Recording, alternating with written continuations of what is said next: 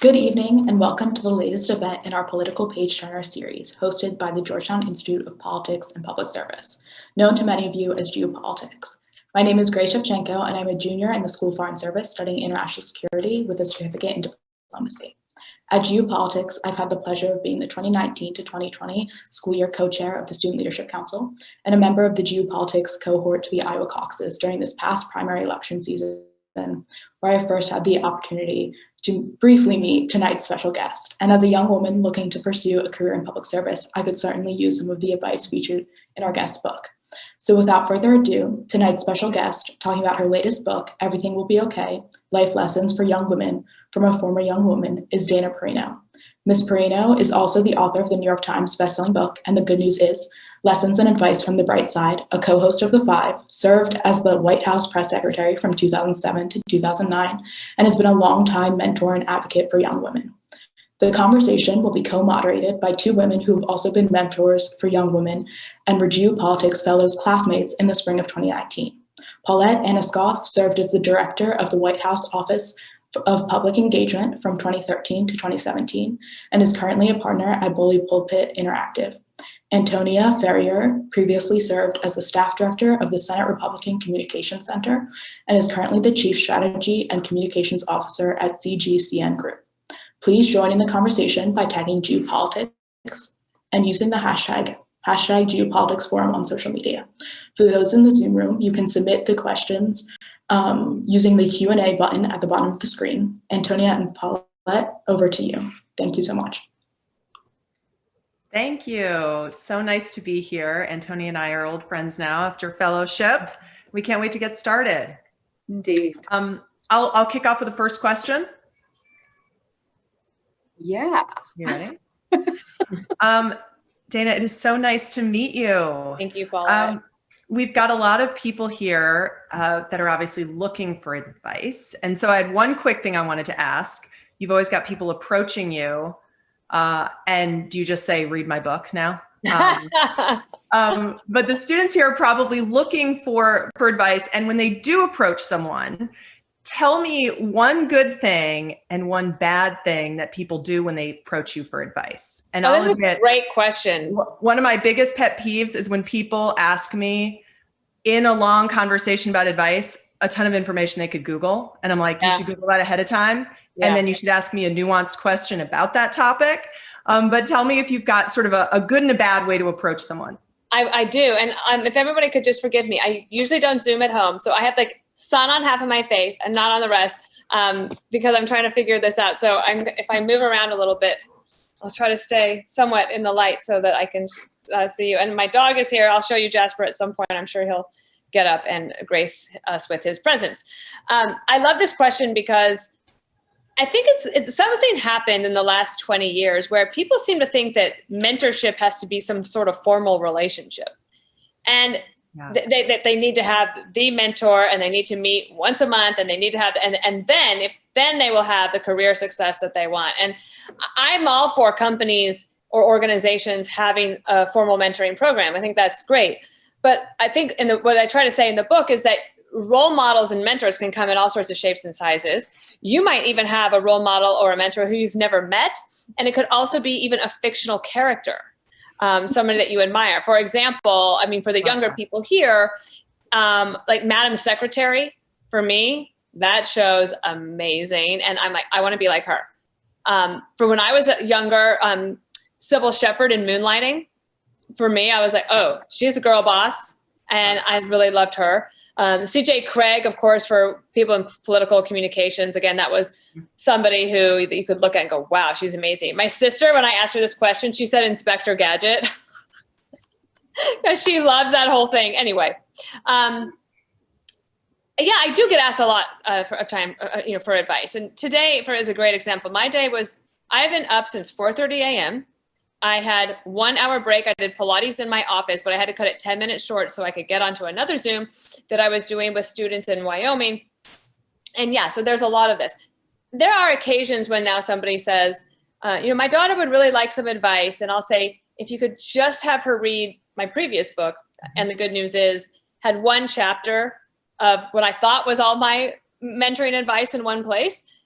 And I'm like, if she could read that, I'll be happy to talk to her. Just that chapter. I'm not asking you to buy the book. Now you can get it, like whatever. Get it from the library. Well, what I find is that young women, they'll read it by noon tomorrow because they are hungry for advice. Yeah. And I love that. The one thing I find though, Paulette, is that they want us to give them a plan as well. They don't just want the advice. They want you to say, if you do the following 13 things, you will be the White House press secretary. And they'll do them all by 1 o'clock tomorrow because they are driven. They really want to succeed. And we want them to succeed. I think one of the worst examples I have is one young woman. She impressed me and I wanted to help her. And she kept asking me to lunch. She's like, lunch is something I eat at my desk. It's usually a bar of some sort, or maybe a little, like, I don't go to lunch. But for this young woman, I was like, okay, fine. We'll go to the little diner downstairs. And we're eating. And it's taking forever. And then all of a sudden she says, so what do you think I should do? This is the general question. It's like, in your life? Like, she didn't have a specific question for me. She was like, what do you think I should do? And I just thought it was such a waste of time that I didn't want to do it. I find that if you are going to approach somebody that you admire, one, you could Google and go all the reasons that you admire that person. Doesn't have to be a woman, whoever it is. Think of like 2 or 3 specific things you want to ask them. You know, one thing, for example, I'm sure you get this question too, is, you know, should I go to law school? Should I go to graduate school? Like, you should ask somebody who's a lawyer, right? Should I go to law school? What do you want to do? Like, there's all those questions. So I think having something specific to ask is really good. And then also being respectful of their time. I used to find that I could get so much done in 10 minutes from the White House South Lawn when I got on Marine One from the flight to Andrews Air Force Base, or what do we call that? Joint Base Andrews now. Mm-hmm. That's a 10-minute flight. If I was on the flight with President Bush, I could get everything I needed in 10 minutes. So that part of the book, I also talk about managing up. Mentoring up is another way. Like, what's the best place to ask somebody? If it's a really busy woman and she's trying to get towards a kid's soccer game, you might say, would you mind if I walked with you to your car this afternoon? You know, and use that time really wisely. That's why we started Minute Mentoring, because a lot of these questions can be answered pretty quickly. And I'm not against a longer meeting, but I just think efficiency of people's time and respect for that is really good. Yep. Could not agree more. I have to take this jacket off because I'm like so hot in my apartment. Sorry. I tried to look professional. No, you know, you look beautiful. You look beautiful. And now I've got the sun in my eyes. I don't know how long that was. We're real people, right? There is so much from this book. I mentioned before we all started that I feel like I'm still working on the financial piece of my life. That is true. There are so many pieces of just really helpful advice. There was an anecdote you put in about Condoleezza Rice and she went out to Stanford, which sort of flows into what Paulette was just saying. Just, you know, what is it that you want to do? You've got to figure that out yourself. So in your life, Dana, you have so much sort of perspective on where you ended up, but you also seem like you were flexible in thinking about it too. So as you were mentioning, just a lot of young women going to you, them wanting the plan, how do you sort of tell them to take it a little easy on themselves? Well, okay, that's so funny, because how do I know that they all want a plan? One, because they'll tell you, and I'll say, well, you know, the first thing you should do is, you know, sign up as a overnight country music DJ, and then you can figure out how to become White House press secretary, because that's what I did. But how do I know that? It's because I'm a planner and I'm a worrier. Firstborn daughter, terrified of disappointing anyone. Yeah. My mom used the gold star on the chart method with us. My sister could not care less. I'm like, I would do anything for a gold star. Like, the worst thing that would ever happen to me would be to get a Pinocchio from the Washington Post. Like, I'd rather die than have that happen. And then I always had ambition. I remember when I was around 15 and I just witnessed something in my family where a woman wanted to buy something new, and the husband was super negative. And I thought, I don't want anyone to ever tell me what I can't buy, can or can't buy. Like, that's never going to happen to me. And I knew I wanted to go into media. So I started doing all these things. Well, then I ended up going to Washington. That's kind of I explain that in the book. It's kind of a long story, but the reason I say everything will be okay is that even though I'm a planner and a worrier, when I look back at every career advancement I had, it wasn't something I planned. Well, that's what I think is interesting. You ended up in San Diego. I had no idea you ended up moving to Britain. I mean, this is one of these things for a lot of young women or young people think that they can sit at the age of 18, 22. And I hope all of you that are out here listening to Dana's advice know that Dana went and lived in Britain for a year, moved to San Diego. They moved into an apartment with her husband. They only had a mattress. I mean, and now we have Dana Perino. Yeah. So I just think for a person who's as well planned as you are and have, I really, I just, I remember when I decided to leave Denver to go and work for Congressman Scott McInnes of Colorado, I thought I'll never get to work in television. And then when I left Capitol Hill, I said, well, now I'll never get to work in big time Republican politics. I moved to England. We moved to San Diego. And there I wanted to work for President Bush so bad. At the time, he was still a candidate. And they called me from the Bush campaign and they said, would you be willing to be our volunteer spokesperson in California? But Peter was just starting a business and we had the benefits through my employer. So I had to turn it down. It was Mindy Tucker that called me. And I hung up and I cried. And I said, well, now I'm never going to get to work for George Bush. And then 9/11 happened. And I moved to Washington and I was a spokesperson at the Justice Department. And then I went to the White House Council on Environmental Quality.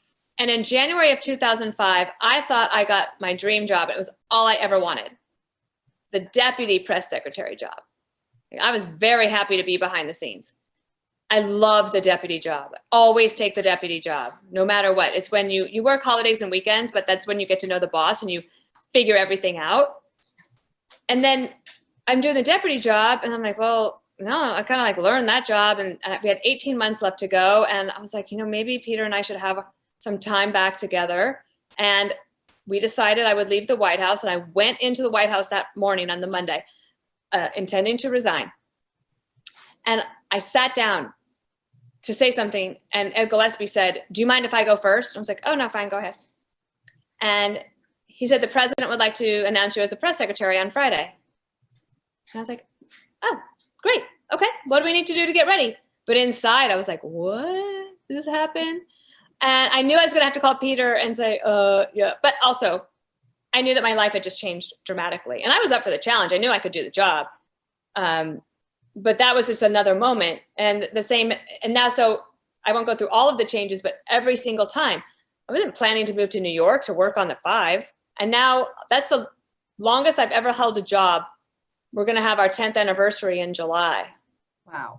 Yeah. I mean, that's good advice to be able to roll with it, and I think that's really good advice for everyone to have.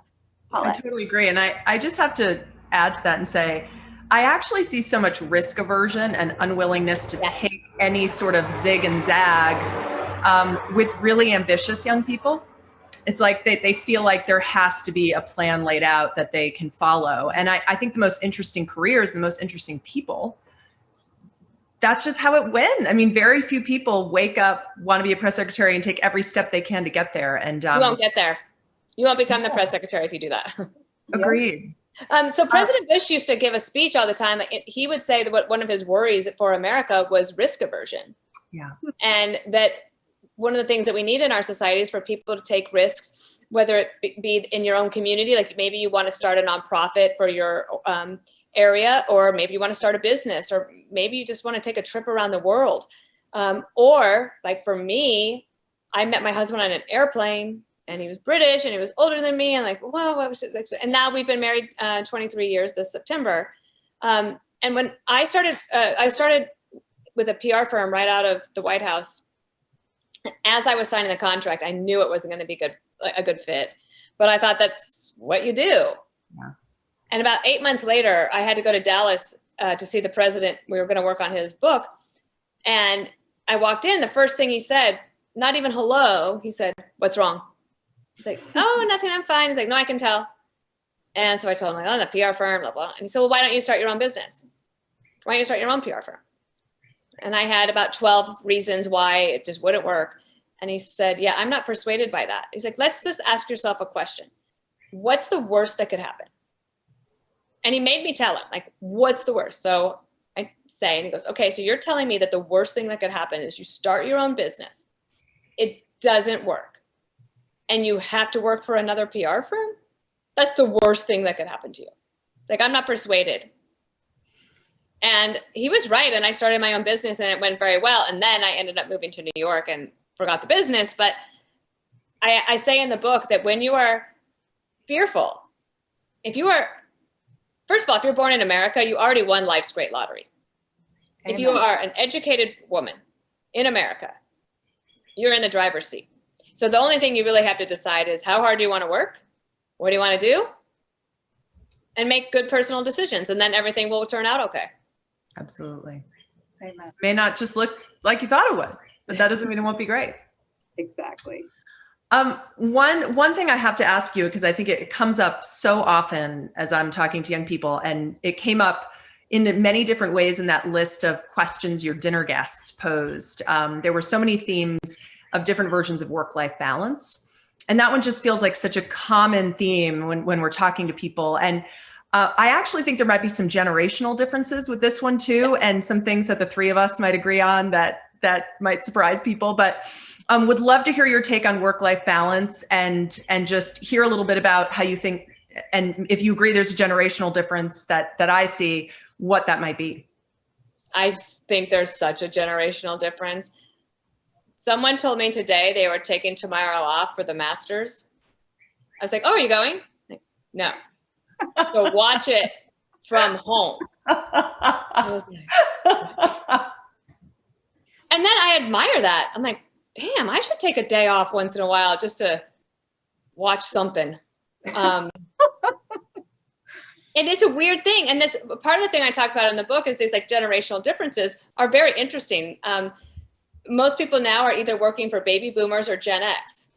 And that's why I say that everybody listening and watching this, you have to watch the main Gen X movies of our youth, or you will never understand us. Reality You have Bites. to watch Fast Times at Ridgemont High, Reality Bites. The Breakfast Club, Yep. Yeah. Ferris Bueller's Day Off, Yes. Correct. Pretty in Pink, and Coming to America, number 1, not number 2. Oh. Although, because I love that one. But it is a very interesting generational thing. And this issue of work-life balance, I actually think that Generation X could learn something from younger people about this, because here's the thing, like for us, we were latchkey children. Kids today would have no idea what happened. Like no one was home. We had keys and let ourselves in and took care of ourselves from 3 to 6:30 until our parents got home.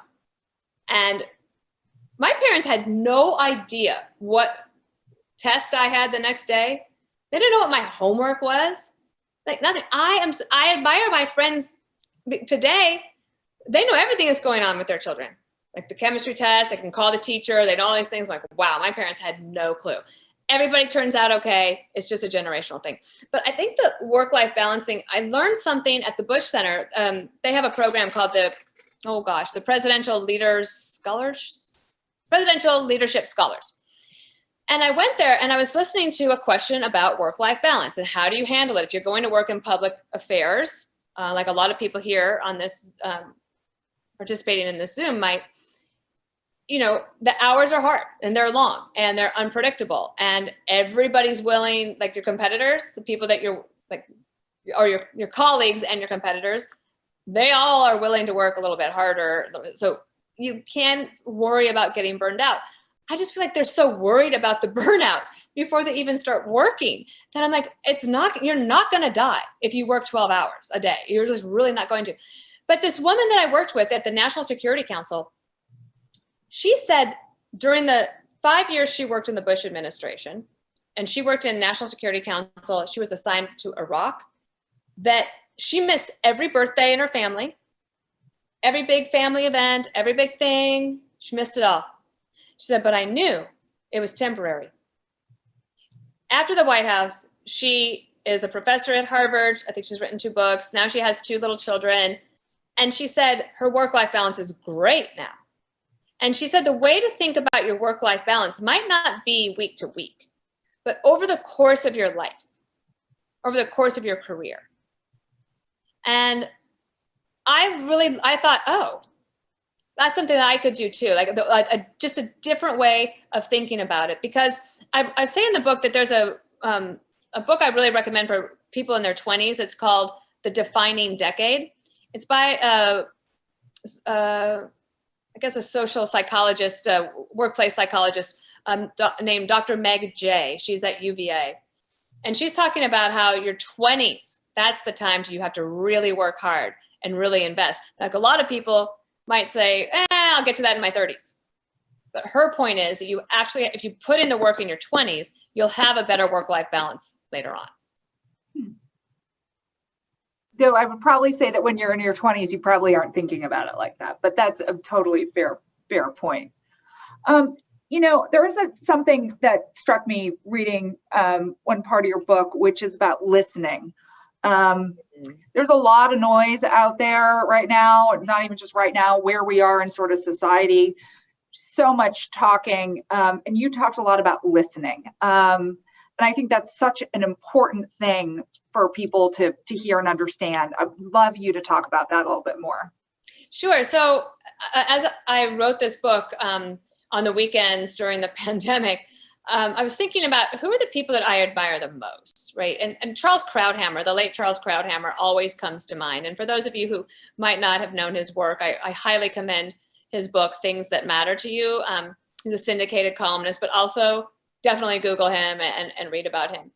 And so he was a columnist, syndicated columnist, and also a communicator. I'm looking up at the TV, it's not even on. He was on Fox News for many, many years as part of the all-star panel at the end with Bret Baier. And he was extremely effective in his words. But he didn't really say that much. And I started to think back, like, why was that? And I realized it was because he listened so much, quietly.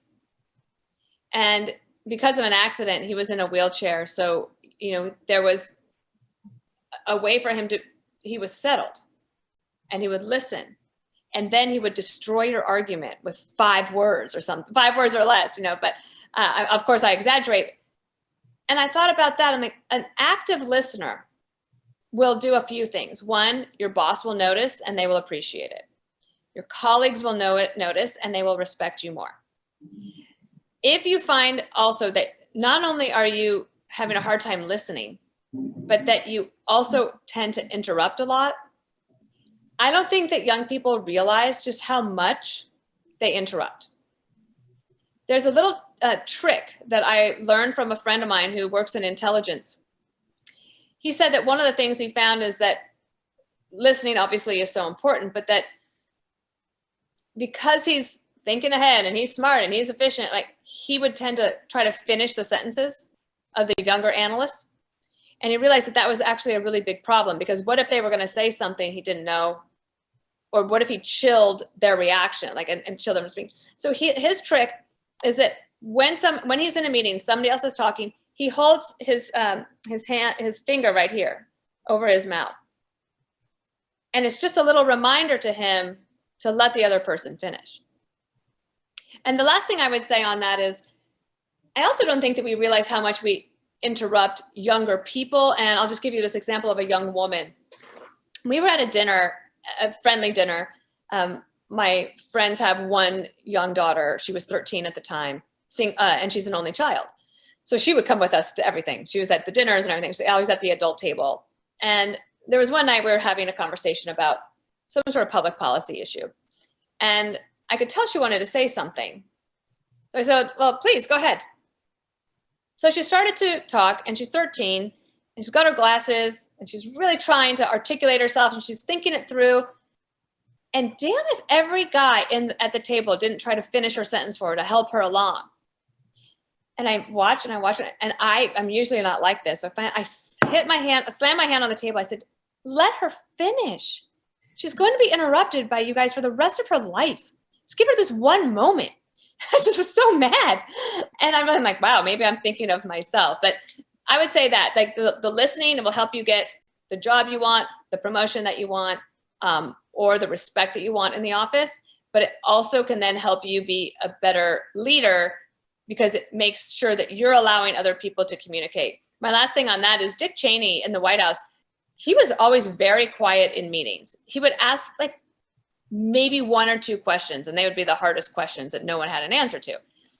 And one time I asked him about his approach, and he said that in the Ford White House, when he was the chief of staff, he saw that if he said something in a meeting to kick things off about how he felt about an issue, nobody else would talk. So as a leader, be thinking about that. Like maybe there's a time for you to just wait and listen and absorb before you talk. Good advice. I feel like I'm talking a lot though. Well, you're supposed to be talking, right? Yeah, that's what Yes, I think so. One story that I really loved that's relates to a topic that I thought would be good to bring up is your Berlusconi story. Oh. And I would love you to tell us a little bit about that story and talk about how to make mistakes gracefully, because we're all going to make mistakes. And I think that we don't talk about that enough. We make mistakes all the time. And when you're in the big leagues, the mistakes are in front of a lot of people and people remember them. So I just wanted to hear a little bit about making mistakes. Sure. If Mary Haynes, who is a part of IOP, of course, she'll probably remember this story. It was July of 2008. The White House was preparing to go to the G8. We were very, very busy. And anytime we went on a foreign trip, I think we went to like 52 countries in that last year. Anytime you went on a trip, the National Security Council Communications Office would put together this binder, and it would have all this information about who's going to the meeting, what are the topics, what is the agenda, and then you would get like some background information on each of the countries or the leaders, because that would help the reporters that when they were getting up for their morning shots, their live shots back home, they could go through this book and have some information, just like help them out a little bit. And I never thought about how these books got put together. And there was this one woman who had been very ill, and I found out that was her job. Her job was to put the books together, and she'd been very ill, and she was just back to the White House. And my colleague said, "Oh, don't worry about the books. Like, we'll do them." And then she insisted, she's like, "This is my job. I'm going to do it." So I was like, "I don't care. That's fine. Great. I don't have time to worry about that." So the books get printed. We fly over to Tokyo. And then I think we went up to some other place, maybe Kyoto or something. And the meeting's all happening, and we're on a mountaintop, and it gets fogged in. And when I say fogged in, it was like the window had white butcher block paper. You could not see for 3 days. And we get there, and the books are all out there. And Prime Minister Berlusconi, Bunga Bunga, look, you can Google that one too. He was kind of a wild guy out there on the world stage, so to speak, and Italian and effusive and emotional and all of those things. So in the book, what you were supposed to do is take the official leader page from their website, their country's website, and put that in the book as their bio. But what happened with the Berlusconi one, for some reason, is they didn't take the official countries, but they took the Wikipedia page of Berlusconi. So it said at the very top, it said, "Loved by some, but hated by many, comma, Silvio Berlusconi, blah, blah, blah, blah, blah." And this is an official US document that has gone at the binder. And I hear about this and I giggled. I was like, oh God, that's bad. I'm like, who's gonna notice? And then I found out the deputy chief of staff was so angry and mortified.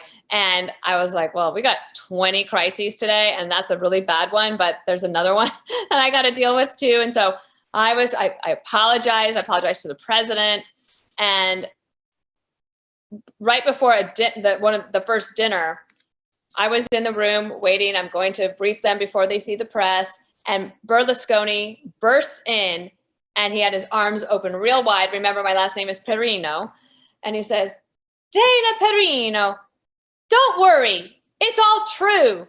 And he gave me a big hug. And I thought, that's a way that a leader can take the sting out of something, right? He knew that he had this reputation, and I'm sorry for this sunlight, but I don't know what else I can do. It seems like it's going down. He basically, what he did was, in front of the president and the chief of staff, said, I don't care. Let this one go. It's fine. Now, because he did that, I was also able to let it go. So sometimes when you're in a position of leadership, find the way to forgive someone else. Or let's say it's a colleague who had a bad day, terrible presentation, didn't get the business, lost the bill, didn't get the votes they thought, whatever it might be, screwed up the copying at the FedEx office, whatever it might be. If someone's having a bad day, like, it's like, really, what is the worst that could happen? Like, is it really a big deal? You might ask yourself, like, we're not trying to solve world peace here, although we were at the G8. But that was all. I always thought about that Berlusconi was so generous to do that in front of everybody. And it's something that I took away from that, was try to do that as well, pass it on. I don't know if we've time for one more question from Paulette and I. I have one, which is kind of hinted at this a bit in the book, which is about women and managers. You wrote that we have a reputation of being poor managers. And I read a piece in the Journal about a year ago about why men do better and sort of end up in more managerial positions. And it's that men have a tendency to delegate more, and women try to hold on to too many things. That we try to do too much because, and we're pretty hard on ourselves, or at least I am. I think you are as well. But just some observations on that, and trying to let go and build out teams and learn to trust people. Because, I mean, one thing I'll just share with everyone that I also work on is to make sure that people that I work with feel like they have a voice in the process, and that's a good way of managing and making sure that the team works well. So just your thoughts on that. Well, I think there's a cliche that women don't make good managers. If you are a young person and you're going into the workplace, don't let yourself fall into the trap of repeating that cliche. There are good managers and bad managers. Some are men, some are women. It doesn't matter the gender. I also think that now, just the way things are working in the workplace, there are more women managers than ever before. And I think that is obviously a good thing. And you have to also think about, something that I did, because I was worried about this when I became White House press secretary, and I was looking for some sort of a guide that would help me. And there was a book written by, I wish I could remember. Well, I remember the title. I don't remember their names. They run a PR firm up here in New York, and it's two women, and it's called How to Be the Boss Without Being a Bitch. And I was like, okay, I need to, what's that about? Because I can get a sharp tone, and I have a White House voice, my husband calls it. I don't use it very often anymore, but I used to use it a lot. And part of that was just I had a huge amount of responsibility, and I would think about my how I was being perceived by people. And I saw a story in the book about this young woman who works in cybersecurity in the government. She works at one of the agencies, and she's quite senior, but she's only 30. But she's the only one who knows how to do the cybersecurity stuff that they need. And she had been working there about 3 weeks, and her first week there was a huge problem, and she had to try to fix it. She contacts me and my husband, Peter, and she says, have you guys ever had a situation where you're managing people that might think that you're not quite up to the job, and I feel like I'm rubbing people the wrong way, and I think they don't like me? And I think that women and men need to remember that there's a difference between being liked and being respected. So I asked her, I said, when you work to solve the problem, first of all, did you solve it? Yes. And did your supervisors recognize that? Yes. Is there anything that you would have done on the policy side that you would change now? I said, no. So is it in your approach, the way that you communicated? Could you have done that better? And maybe been a better listener at the time. She said, yeah, I maybe could have done that. I said, well, just remember, I said, you're brand new. You're 30 years old. We're in the middle of, we're just beginning the pandemic. And there was a major cybersecurity issue that you had to solve. Are you worried about being liked or about doing the job well? And it's just, all of us want to be liked. That's human. It's what they say in Washington, get a dog. Or as Krauthammer said, get two in case the first one turns on you. But that's what I think, there's just a difference between being liked and being respected. And if you can find that line, and hopefully you'll also be liked, but being respected is first and foremost the most important thing. Well said. We want to make sure that the students get some opportunities to ask you questions. And the first student that we've got ready to go is Sabrina. Hi, Sabrina. Hi, Dana. Thank you for being here and presenting. My question is, what key takeaways do you have for young women in a career transition? So I'm a former TV reporter. I worked at NBC Chicago, and I'm moving into public relations and communications. I'm also actually, WCIA TV was my first TV station, and I'm a University of Illinois alumni. Wow. Yeah, that's a small world there. Burn the tapes. If they ever find them, I would die. I'd rather have a Pinocchio than them find the tapes. So I have in the book an example of something that I did when I made a big career decision, and that was called the whiteboard incident. And I listed, my husband had me do it, all the things I wanted to do in a job and all the things I didn't want to do in a job. And we assigned a numerical value to those things. And when you added it up, it was very clear I needed to make a change. And it sounds to me like you've decided to make a change, right? You are moving into this new career. What's so exciting is that you are bringing to your new career all of this experience from something that everybody in PR wants to know how to do. Like, how do you work with a reporter? What does a reporter need? What is a journalist looking for? How do you make it compelling? Why would you call her and bother her with that? I get pitches that are hilarious. I'm like, are you kidding me? I have no time for this. I'll just delete lots of them. But you already have this built-in advantage. You have an amazing asset. So think about it that way. You're not starting from the bottom. You're coming into something new with something that many people in PR don't even have. So think about it that way.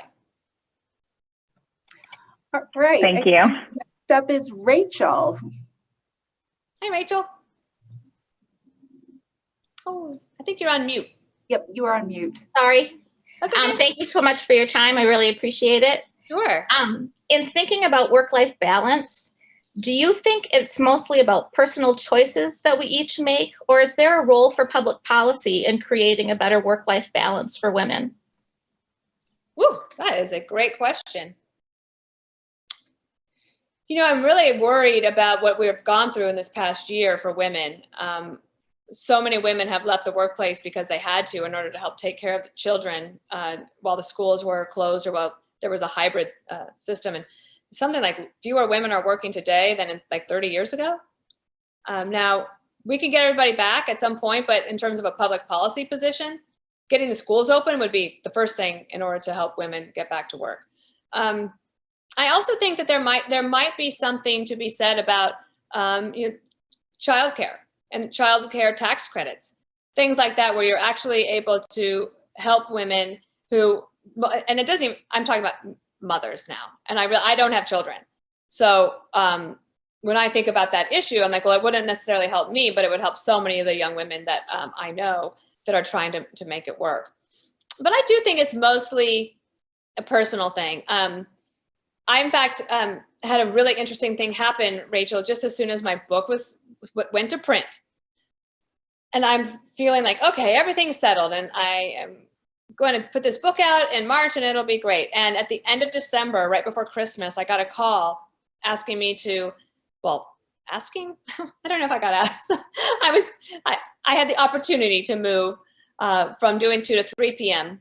and the 5 to moving to the 9 to 11 a.m. shift plus the 5. And it was a great opportunity for me to move to the morning hours and to work with my co-anchor, Bill Hemmer.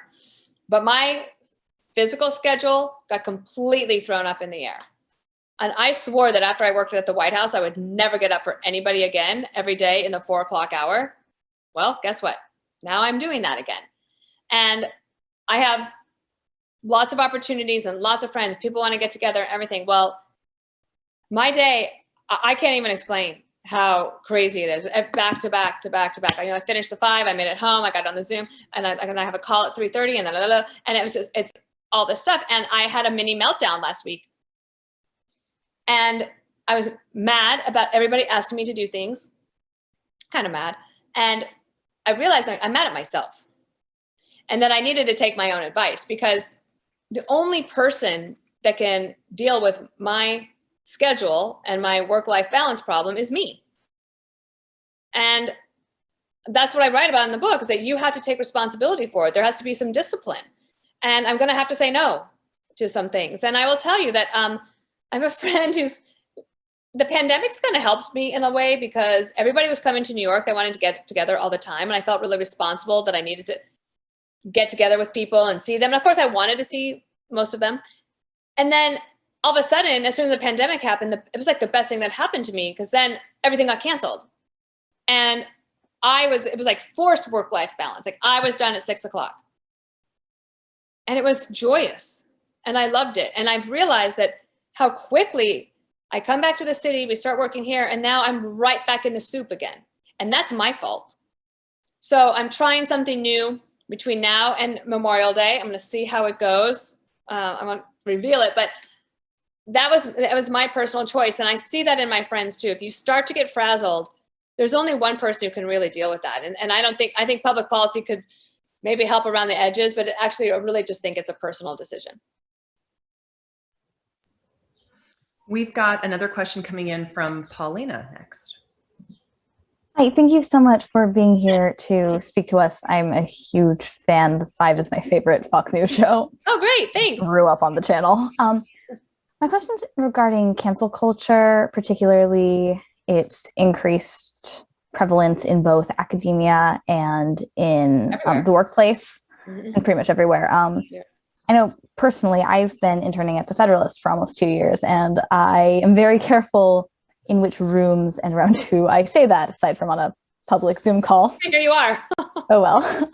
But I am cautious about it's wonderful, but I know that my association with a conservative place will brand me in certain circles. And I know a lot of other young conservatives are forced to sort of try to decide how much they want to protect themselves and how much, by playing down their political beliefs, and how much they want to be true to themselves. What advice would you give to people on how to handle this tension and how to find a way to be true to themselves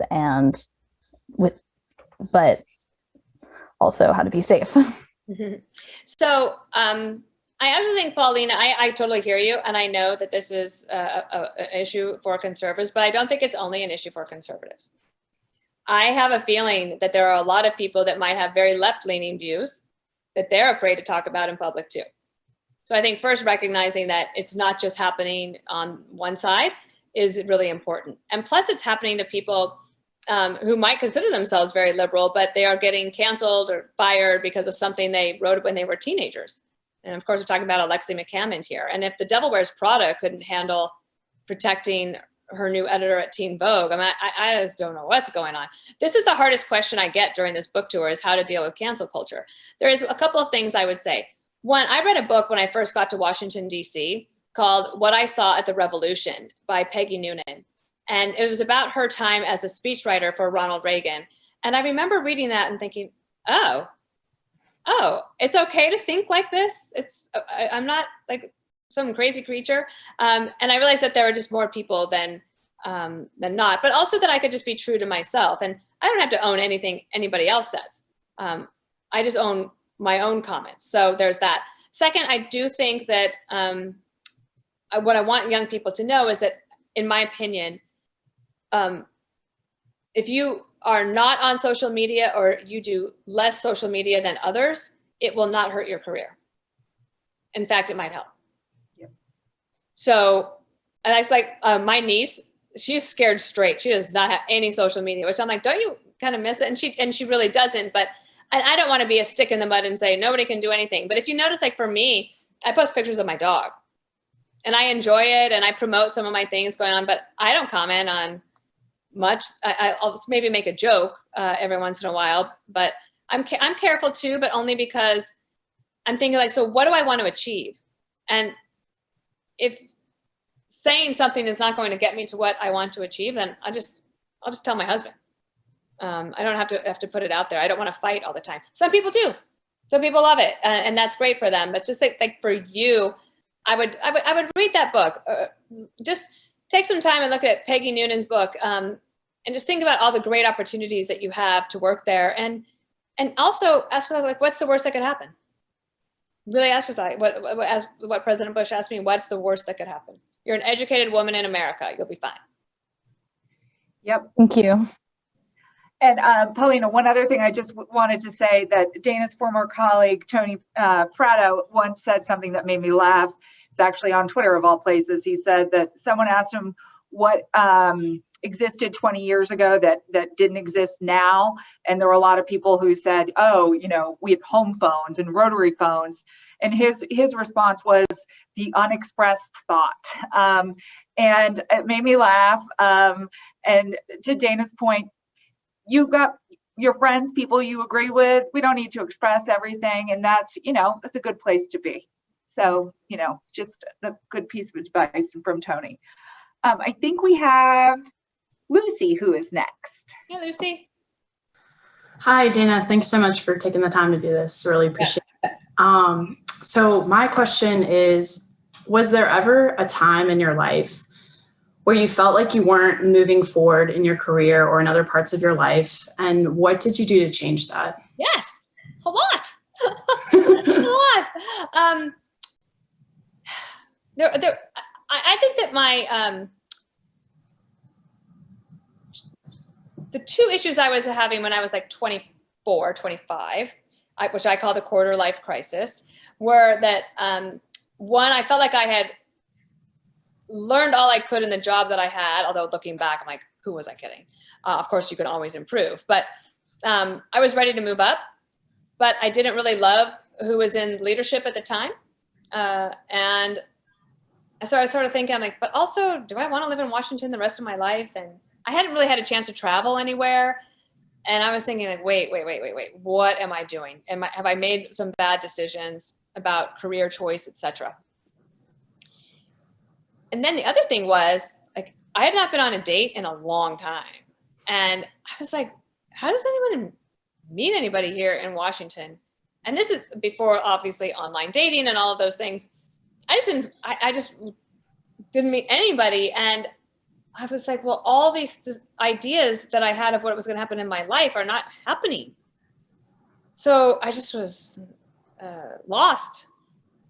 And I was part of a church group at, it's called Church of the Reformation. It's a Lutheran church that's right behind the Supreme Court. And I was part of the singles group there. And we would get together every Wednesday night for a little potluck supper. And, we would go around the table, talk about things that were going on. And I talked about this thing. I'm like, I just feel lost. I'm not sure, like, what am I doing? And a woman that was part of our group, she was a little bit older than us. She said, remember what God says, fear not. Like, you are not forgotten. Like, you're not, he's not going to just like forget about you. Like, things are going to happen. This is a strange time in your life. You don't get through it.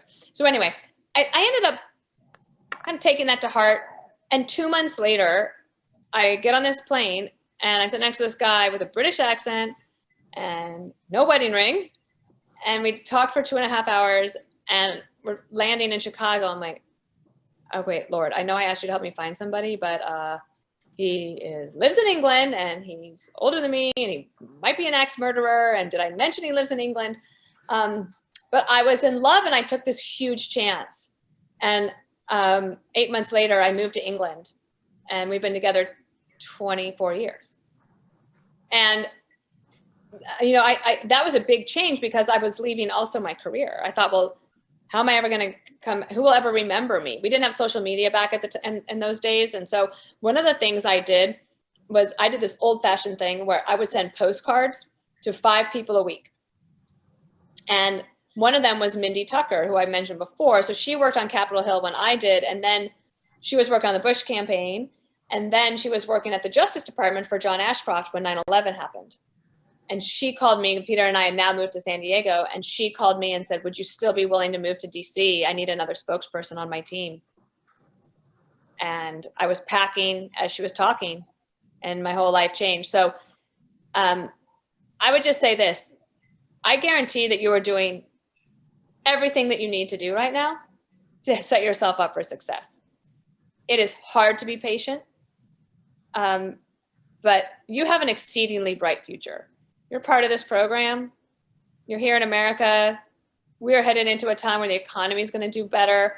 You are not going to be on Zoom for the rest of your life. I promise you that. You are going to get out of those dorm rooms and those apartments, and you're going to be in an office. You're going to be back at the bars. And I'm actually very excited for what your generation is going to do. And we need you. We need all of your creativity and your passion and your ideas. It's an exciting time to see what you're going to do. And that's why I wrote the book. Really, I want you to feel better about what's coming.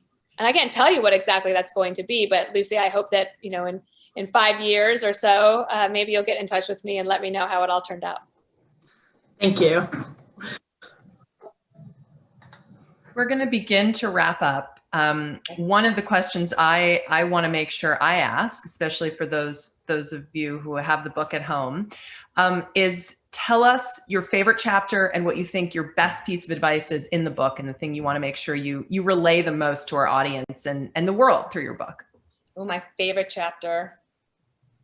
Actually, I want to tell you, it's not a chapter, it's the introduction. Of course. So in the introduction, I talk about this young woman who called me from Washington, D.C. She was concerned because the congressional office she worked for wanted her to issue a statement in her name that she thought was like nuts and ridiculous and like a terrible tone and unproductive. And she thought it would actually hurt her in the long run. So I said, well, don't say it. Now, she was worried that if she didn't say it, she would either get fired or maybe shunned by her office. And she said, I don't think I can say no because I'm not Dana Perino. And I said, well, how do you think I became Dana Perino? And my point of that story is that your personal integrity is your most valuable asset, and you have to protect it at all costs. When I was writing the book, and when you do a book, there's an editor and there's there's people that are looking at the book and commenting on it as you send in drafts. And 3 guys involved in the project suggested that I remove that story from the book because they thought it sounded arrogant. And so I was like, oh, arrogant. Oh, that's like the worst thing. I'm born in Wyoming. Like, that's like the worst thing you call them. So I slept on it and I woke up and like, wait a minute, that's bullshit. This is why I wrote the book. What are you talking about? It sounds arrogant. Would you say that to a guy? If a guy wrote a management book and he started with a book like that, how do you think I became Mr. Tom Jones? You think like that's arrogant and tell him to take it out? So anyway, I just thought that was kind of interesting, and it sort of became my favorite story in the book. I love the Serenity chapter. There's lots of practical advice about your day-to-day work life and how to become a better writer, how to become a better crisis communicator or a leader. But the Serenity chapter, I think, is my favorite because it's really the payoff of everything. You can read a lot of career books that can tell you how to do X, Y, or Z better at the office or to climb that ladder. But I don't think there's really a modern how-to guide to do all of those things and also still find a way to find serenity in your life. So I think that would probably be my favorite. So we've got one final question from Grace, but once you've answered Grace's question, since I'm a British heritage, born in that funny island, I was also wondering what your favorite British food is, but Grace, you should ask your question first. Okay, thank you again for being here and taking the time out of your very busy schedule to chat with us. Did I stress that enough? It's an important point. So I wanted to ask, looking back at your career thus far, do you recall a particular day that was particularly challenging? And what were some of the qualities that you think helped you push through it? I know everybody likes to throw around the word grit, but what do you think were some of the things that really pushed you through? And then on the flip side, on a more positive note, what do you consider to be your greatest professional achievement so far? Gosh, there were so many. Like I was the only one that got hurt in the whole time when the president had shoes thrown at him in Iraq. I ended up with a black eye because the boom eye, the steel arm of the boom mic swung around and hit me right in the face, and that was a challenging day. Let me tell you one that ended up kind of being funny. Funny now. So I was like the third day as deputy press secretary in January of 2005. The communications director asked me if I could sit in and staff an interview that the president was going to do with a columnist. It was a foreign policy issue dealing with Iran. And all I had to do was come to the pre-brief where the communications director would meet me in the Oval Office, and then he was going to brief the president. And then all I had to do was sit in with the interview and cut out the interview at 30 minutes. I'm like, okay, I can do that. And take notes. Well, we get to the Oval Office. It's my second time being in there. I don't even know if the president remembered my name. And Dan says, okay, Mr. President, you're going to do this interview with this columnist. And he says, what? I'm not doing an interview. It's like, yes, remember, Mr. President, you said that you would do the interview. I was like, no. I said I would talk to him. I did not say I would do an interview with him. Because if I do an interview with him, it's going to look like I'm negotiating with Iran through him. And I'm not going to do that. And therefore, she doesn't need to be here. And then he looked at me and went, like, see yourself out. And I was dying, like melting inside. I wanted to like crawl under the covers and never come back out. So the press secretary's office is really close to the Oval Office. So I walked 32 steps to my office and I closed the pocket door behind me. I just had a little cubicle. And I called my husband and I said, told him what happened. I was tearful. And he said, well, just think, for the rest of your life, you can say, I've been kicked out of better places than this. So that was in 2005. And in 2010, I was doing the president's book tour. And we're on the plane. And I'm just looking for things to talk about with him. And I said, sir, do you remember when you kicked me out of the Oval Office? He said, I never kicked you out of the Oval Office. I said, no, you didn't remember. And Dan was there, and then I was wearing this outfit, and then you said this, and you were standing here, and then he said, and I literally remember, Grace, every single moment of that day. And he's like, I have no recollection of this at all. And then he said, are you still upset? I was like, yes. And he said, why don't you learn to let it go? But that's taken me a while. I mean, you talk about grit is actually, it's a great question. I think that it just grows over time. And especially when you're in an environment where you have a president who's making, a president's job is just make decisions all day long. And that's grit. What I did was a lot of work, right? But I think that over time, you just learn to sort of build up a thicker skin along the way. And when you ask me about my biggest professional achievement, I mean, obviously becoming the White House press secretary, that's the top of the field. And I would say that, but I think I would go make it a little bit broader and talk about that introduction of the book again. At the end of your day and at the end of your career, you want to be able to look yourself in the mirror and like what you see.